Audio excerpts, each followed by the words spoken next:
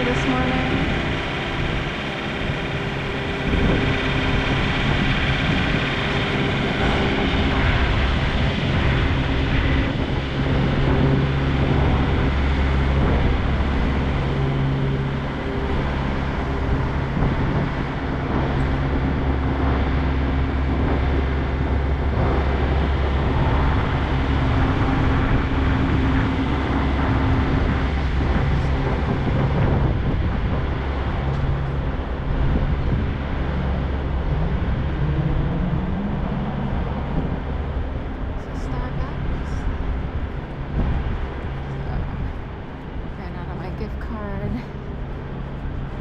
$20 gift card from a friend in Florida who every few months he'll send a gift card to Starbucks. Sometimes Trader Joe's, but for the most part, he's been doing Starbucks. Just depends on where he goes, because he shows up to those locations. Although you can get Starbucks cards at convenience stores.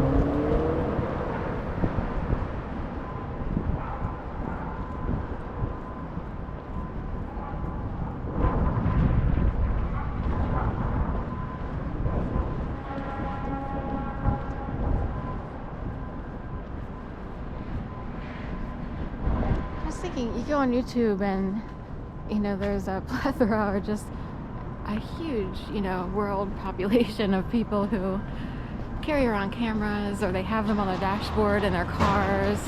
Maybe they've been burned a couple times and had an accident, and it's like they feel like it was done on purpose. So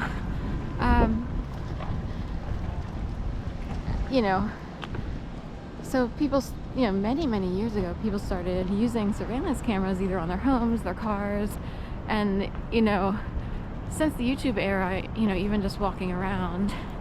And there's a lot of people who do this, but in this region, it's still sort of scoffed by a huge population of people, or of course, people have certain mindsets. They either like to get away with certain things, whether it's staging around people, orchestrating, setting people up, or they don't want people, to be seen anywhere. Of course, I have a really small channel, but it's still the idea of remember, you could be watched, and even without someone walking around with a camera, if you knew that there are people out there who actually can see and hear beyond the grave, beyond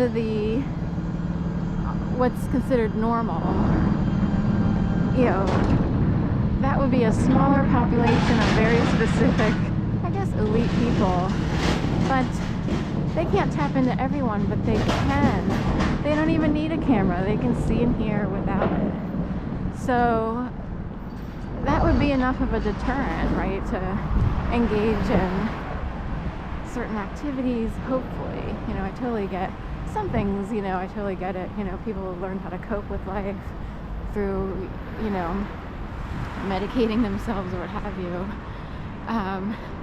But other things like setting people up, staging, it's almost like that show Punk'd, like punking people all the time, but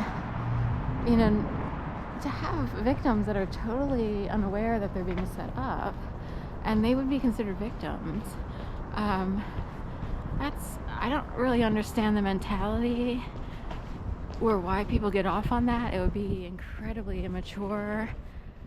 It's not a way to win in the world. Some people might think they're supposed to do it, and I don't know what to say. Or some people think they have to show numbers. Maybe it's a gang activity. But every population, every demographic seems to have a group of people who do this. So no one's really winning out over the other per se. Anyway,